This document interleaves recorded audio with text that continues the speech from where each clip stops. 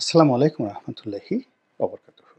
সম্মানিত দর্শক, আমাদের দেশের কতগুলো রাজনৈতিক পতন এবং কতগুলো রাজনৈতিক উত্থান যদি বিশ্লেষণ করেন, তাহলে দেখতে পাবেন যে আমাদের দেশের যারা বুদ্ধিজীবী, যারা দার্শনিক, তাদের কত গুরুত্বপূর্ণ ভূমিকা সেখানে রয়েছে। যে সকল রাজনৈতিক দল এই বুদ্ধিজীবী এবং দার্শনিক যারা সম্প্রদায় রয়েছেন, তাদেরকে সম্মান করতে পেরেছেন, তাদেরকে একত্র করতে পেরেছেন এবং তাদেরকে ম্যানেজ করতে পেরেছেন, তারা তুলনামূলকভাবে ভালো থেকেছেন। আর তখনই তাদের পতন হয়েছে, যখন তাদের যে বুদ্ধিজীবী, যারা তাদেরকে বিভিন্ন সময় প্রমোট করেছে, তাদেরকে আস্থায় রেখেছে, আস্থা জুগিয়েছে, বিশ্বাস জুগিয়েছে, ভরসা দিয়েছে, দিক নির্দেশনা দিয়েছে, সেই মানুষগুলোকে তারা রাষ্ট্র ক্ষমতায় গিয়ে অপমান করেছে। যারা সত্যিকার বুদ্ধিজীবী, সম্মানিত ব্যক্তি, তারা কখনো রাজার আনুকূল্য চান না। যখনই রাজার আনুকূল্য কেউ চায় কিংবা রাজ অনুগ্রহ পেতে চায়, রাজদরবারে ঘোরাঘুরি করেন, তখন আর তিনি বুদ্ধিজীবী থাকেন না, বুদ্ধি ব্যবসায়ী, বুদ্ধি বেশ্যা কিংবা আরও বাজে কথা আপনি বলতে পারেন। আমাদের দেশে আহমেদ ছফার নাম আপনি বলতে পারেন, তারপরে প্রফেসর সিরাজুল ইসলাম চৌধুরী সাহেবের নাম বলতে পারেন, তারপরে প্রফেসর আহমদ শরীফের নাম বলতে পারেন, প্রফেসর আব্দুর রাজ্জাক সাহেবের নাম বলতে পারেন, এরকম অসংখ্য। আবার আলেম ওলামাদের মধ্যেও অনেক আলেম ওলামা ছিলেন বা এখনও আছেন, যাদেরকে আপনি দাওয়াত করেও কোনো প্রধানমন্ত্রীর দরবারে, মন্ত্রীর বাড়িতে নিতে পারবেন না, যাবে না তারা, তারা তাদের মতো জায়গায় আছে। তো এই মানুষগুলো স্ব অবস্থান থেকে, যার যার অবস্থান থেকে যদি কারো জন্য দোয়া করেন, কারো ব্যাপারে পজিটিভ কথা বলেন এবং লেখালেখি যাদের অভ্যাস রয়েছে, যেমন ধরুন হুমায়ুন আহমেদ সাহেব বা হুমায়ুন আজাদ সাহেব, তো কোন আলেমলে একটা লেখা লিখে গেলেন, একটা কথা বলে গেলেন, সেটা বঙ্গবন্ধুর সম্পর্কে হোক, জিয়াউর রহমান সাহেব সম্পর্কে হোক, ওটা কিন্তু বাণী হয়ে থেকে যায়।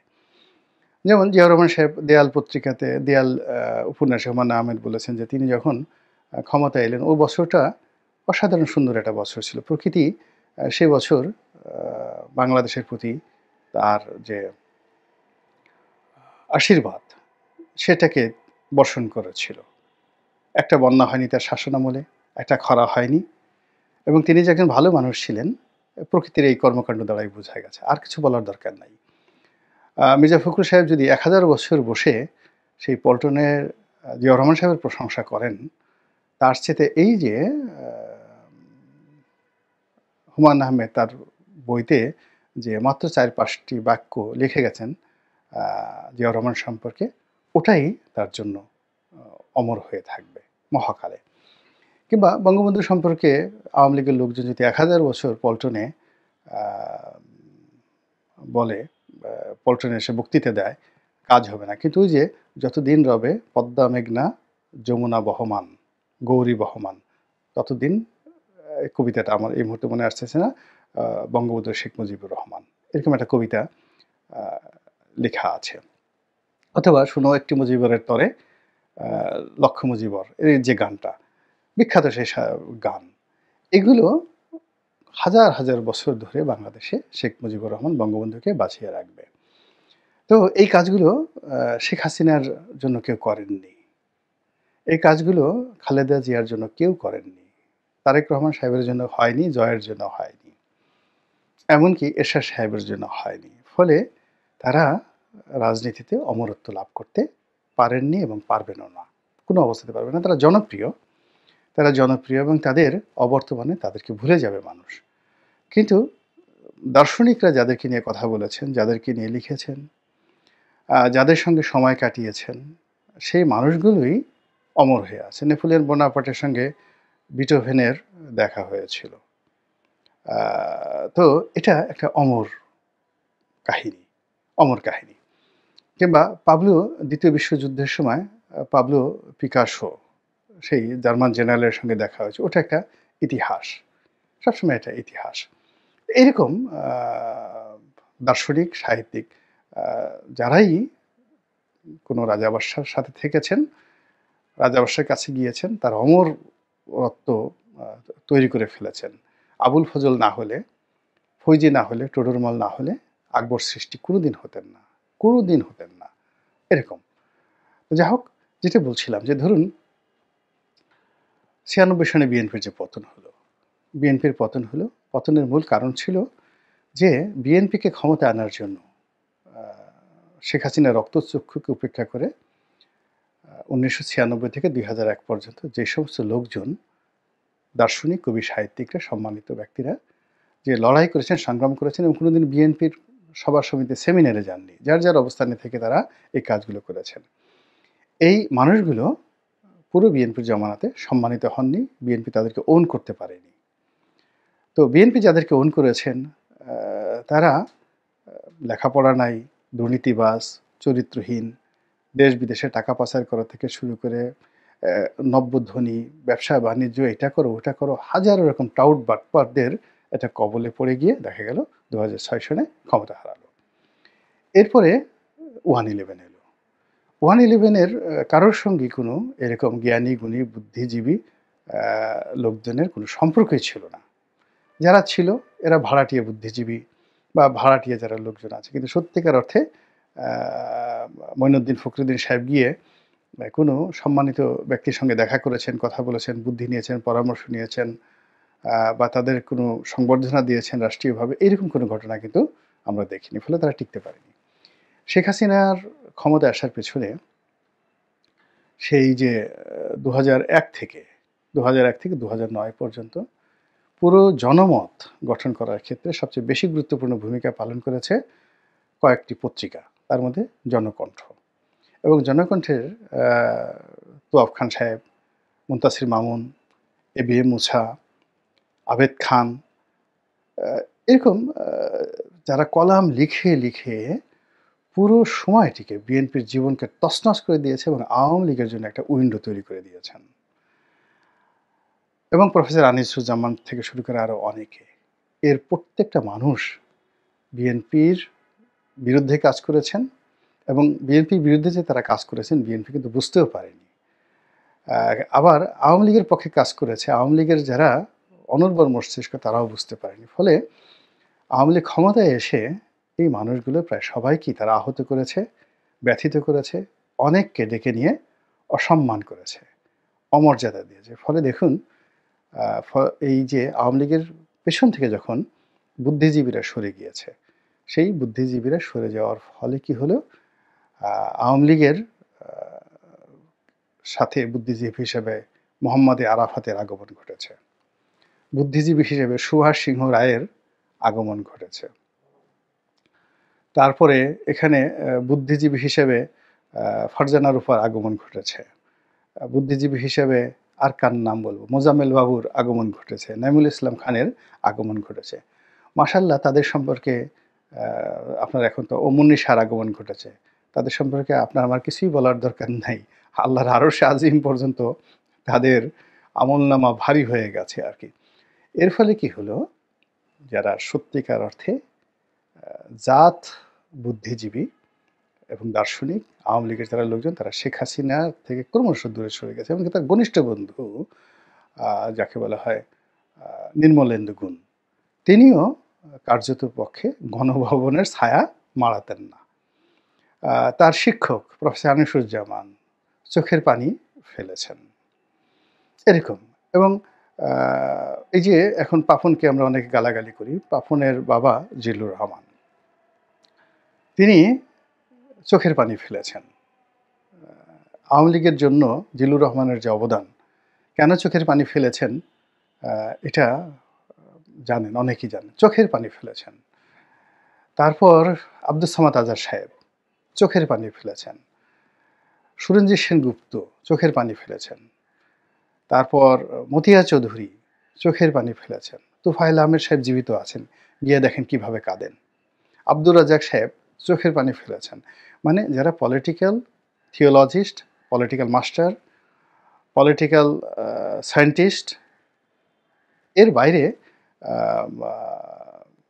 আওয়ামী লীগের সঙ্গে সরাসরি সম্পৃক্ত এর গ্রুপ প্রায় সবাই চোখের পানি ফেলছেন। এবং এখন দেখুন বিএনপিতে আছেন ফজলুর রহমান সাহেব, ছাত্রলীগের সফল সম্পাদক, মানে সভাপতি।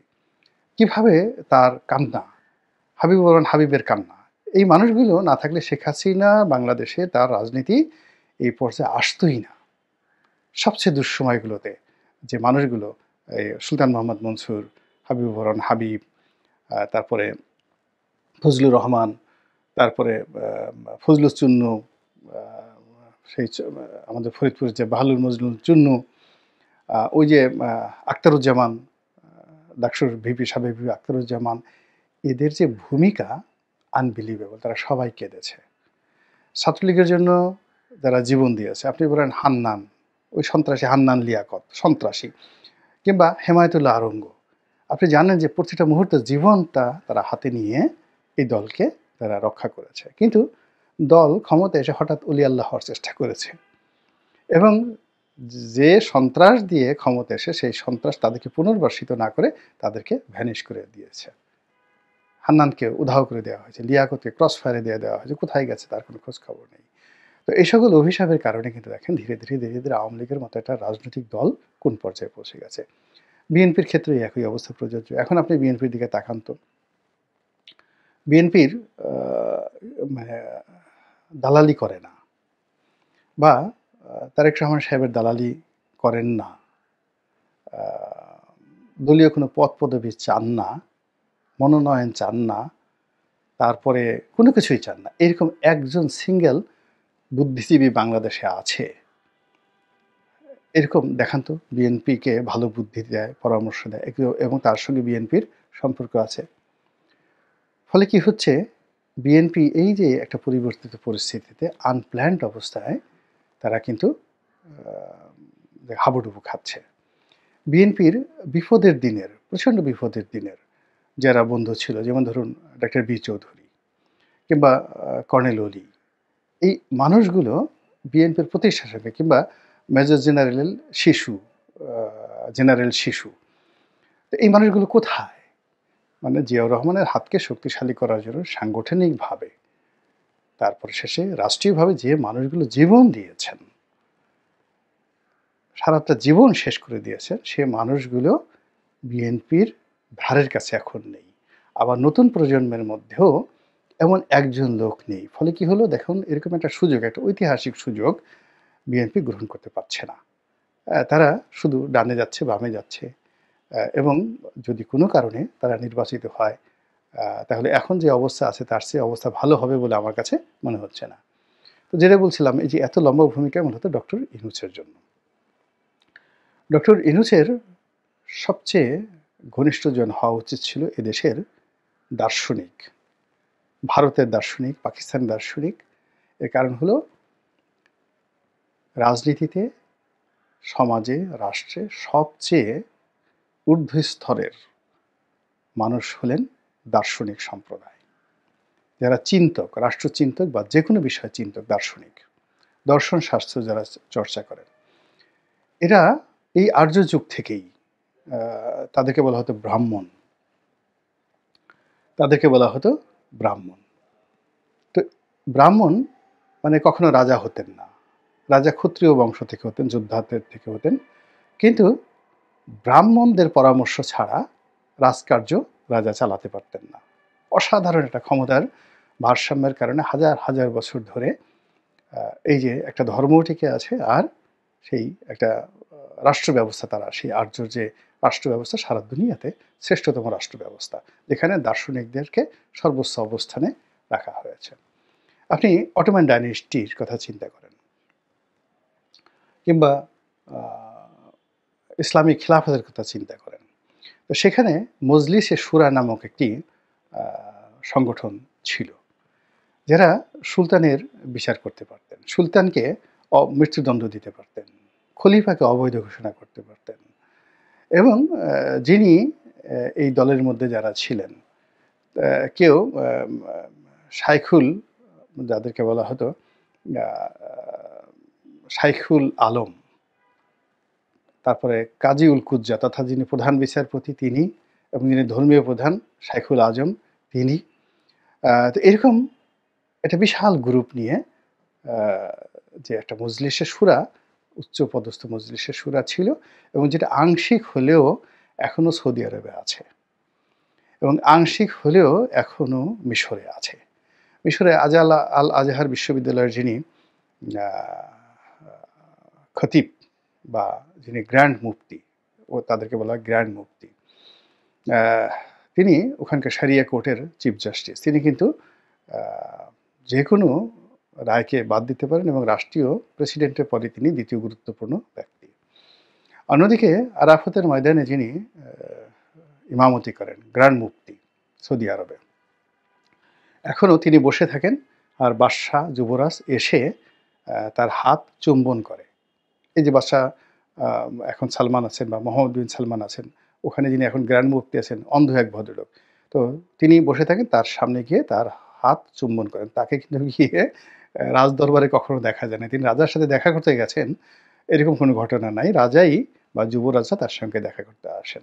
তো সেই অর্থে বাংলাদেশে যারা এই ধরনের লোক এখন আছে কিনা সেটাও সমস্যা।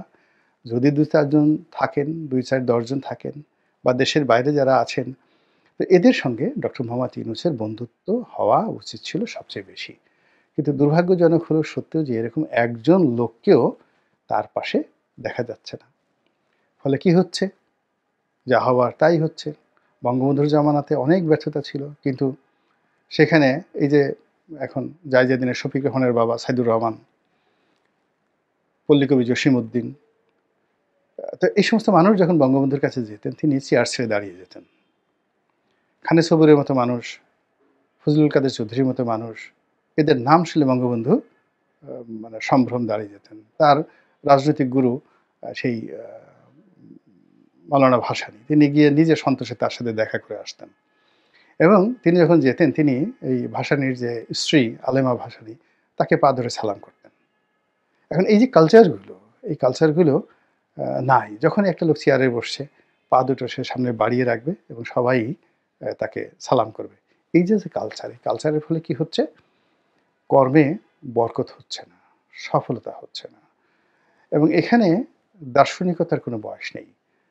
হযরত আব্দুল্লাহ ইবনে আব্বাস খুব বিখ্যাত মুফাসসিরে কেরাম ছিলেন এবং কোরআনের ব্যাপারে তার যে, যাকে বলা হয়, আল্লাহ যে তাকে পাণ্ডিত্য দিয়েছেন, স্বয়ং আল্লাহর রাসূল বলেছেন যে আমার পরে যদি কেউ এই কোরআনের অন্তর্নিহিত তাৎপর্য কেউ ব্যাখ্যা করতে পারে, তিনি হলেন আব্দুল্লাহ ইবনে আব্বাস। তো এই আব্দুল্লাহ ইবনে আব্বাস বয়সে খুবই তরুণ ছিলেন। কত বয়স ছিল আমি এটা বলতে পারব না। এত অল্প যে বলতে গেলে হযরত উমর রাদিয়াল্লাহু তাআলা আনহুর ছেলের বয়সের চাইতেও ছোট। কিন্তু তিনি যখন আসতেন কোনো কাজে, তখন খলিফা দাঁড়িয়ে যেতেন এবং নিজের পাগড়ি তাকে বিছিয়ে দিতেন তাকে বসার জন্য। এটা ছিল ইলমের, হিকমতের মর্যাদা এবং এজন্য একজন ওমর হতে পেরেছিলেন এবং তার জামানাতে আব্দুল্লাহ ইবনে আব্বাস এর মতো একজন দার্শনিক ছিলেন।